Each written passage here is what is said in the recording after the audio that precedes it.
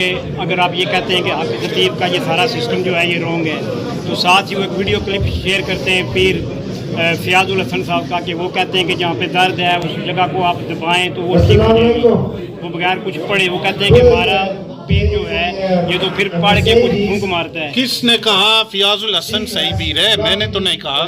فیاض الحسن بھی پیر نہیں، فیاض الحسن نہ عالم دین ہے، تو وہاں سلطان بہو کے دربار میں بہت بدعات ہوتی ہیں، تو یہ جو حق خطیب کے مرید ہیں وہ سوچتے ہیں ہم اس کے بارے میں نہیں بولیں گے، اس کے بارے میں نہیں بولیں گے، یہ ٹیکٹک نہیں چلے گا میرے ساتھ۔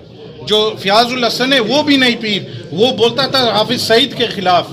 ایک میٹنگ ہوئی تھی اور انہوں پیروں نے یہ تحریک لبیک کے خلاف جو انہوں نے کنسپیرسی کی تھی، میں جانتا ہوں جب علامہ خادم رضوی زندہ تھے اس وقت آپ منافقین جو ہیں آپ نے خادم حسین رضوی کے خلاف بولتے تھے، تو بعد میں اب جو رحمت اللہ علیہ ان کے بارے میں کہتے ہیں جب زندہ تھے اب ان کے خلاف تھے، یہ سب ان کے خلاف تھے اس وقت، یہ جو پیران حضرات اپنے آپ کو کہنے والے ہیں۔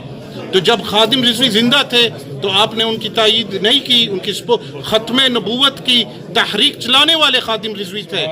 آپ چھپ کہاں تھے اس وقت جب دھرنے ہوئے؟ تو یہ جو باتیں یہ ان کی ہوائی فائر ہے، اس کی کوئی اصلیت نہیں۔